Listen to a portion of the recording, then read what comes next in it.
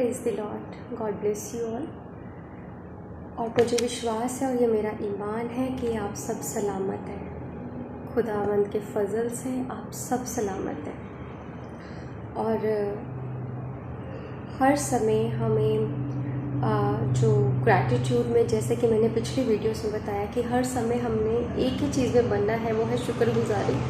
जिसके पास जैसा है, जितना है, उसमें ना कि किसी को जजमेंट करने में अपनी उस एनर्जी को वेस्ट करना है कि उनके पास ये चीज़ नहीं है, उनके पास ये ब्लेसिंग्स नहीं हैं due to these reason.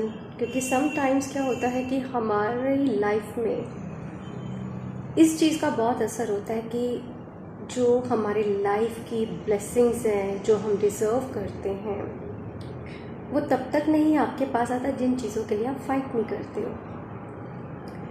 And how to react with the situation, सारी चीज़ें इस पर डिपेंड होती है।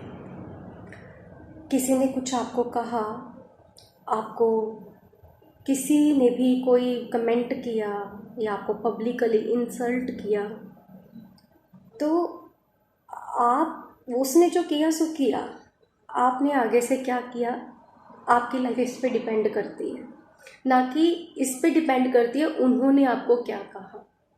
राइट? उन्होंने आपको क्या कहा, आपकी लाइफ इस पे डिपेंड नहीं करती। आपने कैसा रिएक्ट किया, आपकी लाइफ इस पे डिपेंड करती है। सम टाइम क्या होता है कि जब आप किसी सिचुएशन से या किसी चीज़ को हासिल करने के लिए अपने शॉर्ट टर्म गोल्स के होते हुए आप आगे बढ़ते हैं, तो हो सकता है आपको बहुत सारी क्रिटिसिज्म से निकलना पड़े, आपको बहुत सारी क्रिटिसिज्म से निकलना पड़े। जाहिर सी बात है, क्रिटिसिज्म उसी का होता है जो इम्पोर्टेंट होता है, जो ऑब्जर्व हो रहा है। अगर आप ऑब्जर्व हो रहे हैं तो आप इम्पोर्टेंट है। चाहे आप अच्छा काम कर रहे हैं, चाहे आप बुरा काम कर रहे हैं, आप ऑब्जर्व हो रहे हैं, इसका मतलब कुछ है आप में बात। Right?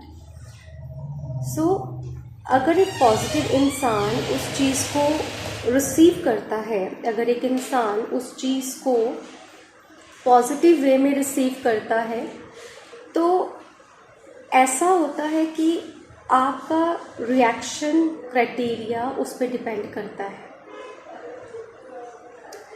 And there is a many terms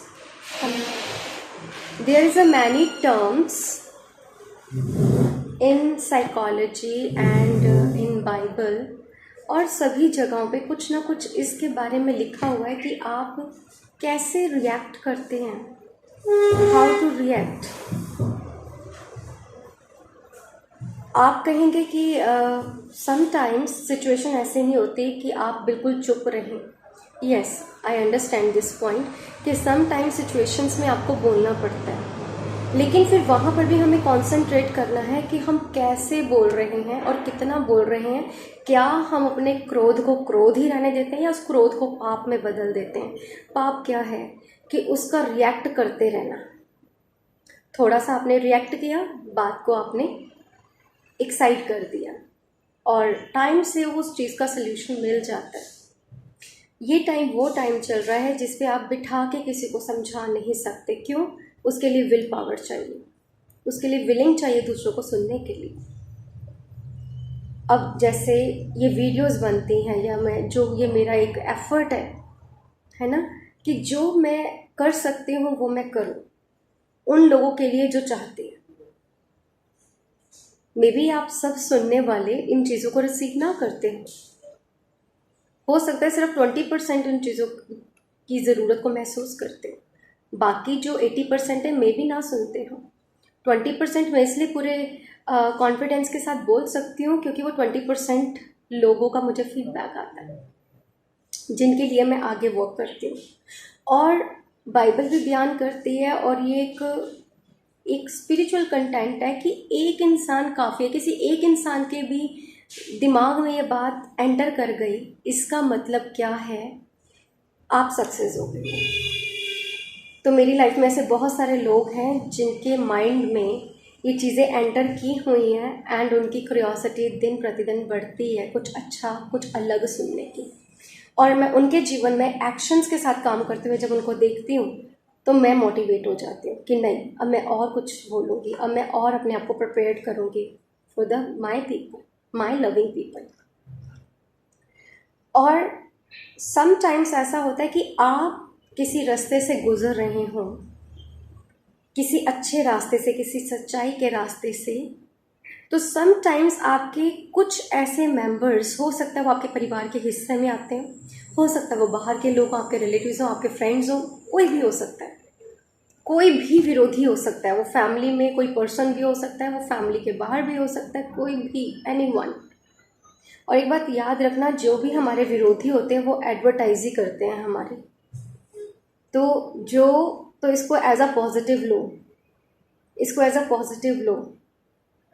उनको नहीं मालूम कि तुम्हारे लिए कौन सा रास्ता आगे तैयार होने वाला है, उनको नहीं मालूम। और इन बातों का वही बता सकता है जिन्होंने उन चीज़ों की गहराई को समझा। अगर मैं आज आपको बता रही हूँ तो हो सकता है मैं सारी चीज़ों से गुजर के आ चुकी हूँ, इसलिए क्योंकि जो मैं एक्सपीरियंस नहीं करती वो मैं बोलती नहीं। जिन चीज़ों को मैं एक्सपीरियंस कर चुकी हूँ मैं वही बात करती हूँ। मैंने अपने लव वंस की डेथ को एक्सपीरियंस किया, मैंने बहुत सारे क्रिटिसिज्म को भी एक्सपीरियंस किया, मैंने धोखा को भी एक्सपीरियंस किया, डिचिंग को भी एक्सपीरियंस किया। इस करके मुझे उन एक्सपीरियंस ने क्या किया, मुझे दिया ही है, मुझसे छीना नहीं है। क्योंकि जो ओशंस होते हैं, जो समुद्र होते हैं, उसमें से कोई एक बकेट पानी निकाल ले तो कोई फ़र्क नहीं पड़ता, बारिश फिर आएगी, वो फिर भर जाएगा। So this is my real message. जिसके माइंड में ये चीज़ आ गई है वो कभी दुखी नहीं होगा, वो कभी स्ट्रेसफुल नहीं रहेगा। और जो लास्ट मेरा जो वीडियो था कॉपिंग विद स्ट्रेस, और जो 7 पार्ट हमने कल रिकॉर्ड करके यूट्यूब में डाला है, उसका मकसद ही यही था कि सारी कॉपिंग स्ट्रैटेजीज आपने कर ली, जो 7th पार्ट है कॉपिंग स्ट्रैटेजी का, and that is only a prayers. और जिसके लाइफ में प्रेयर आ गई वो स्ट्रेसफुल नहीं रह सकता।